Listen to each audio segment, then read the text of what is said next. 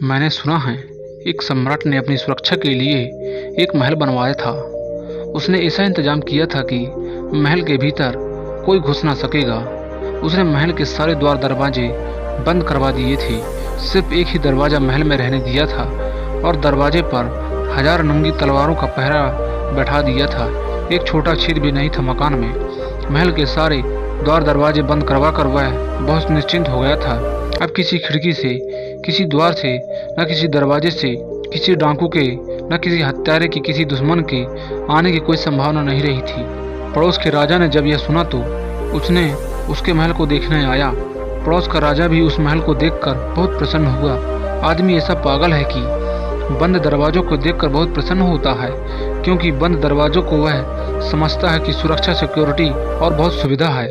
उस राजा ने भी महल देखकर कहा, हम भी एक ऐसा महल बनवाएंगे। यह महल तो बहुत सुरक्षित है।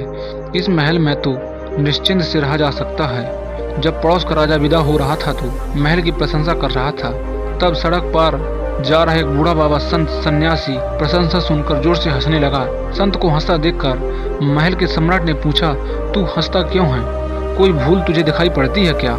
संत ने कहा, एक भूल रह गई है महाराज। जब आप मकान तैयार करवाते हैं तभी मुझे लगता है कि एक भूल रह गई है। सम्राट ने कहा, कौन सी भूल?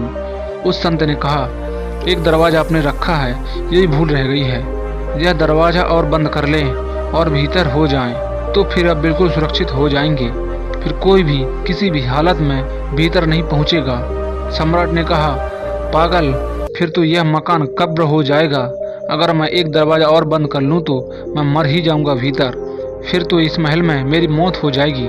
संत ने कहा, इतना आपको समझ में आता है कि एक दरवाज़ा और बंद कर लेने से आप मर जाएंगे, तो क्या आपको यह समझ नहीं आता कि जिस मात्रा में दरवाजे आपने बंद किए हैं उसी मात्रा में आप मर गए हैं, उसी मात्रा में जीवन से सारे संबंध टूट गए हैं। अब एक दरवाज़ा बचा है, जो थोड़ा सा संबंध बचा है, आप थोड़े से जीवित हैं।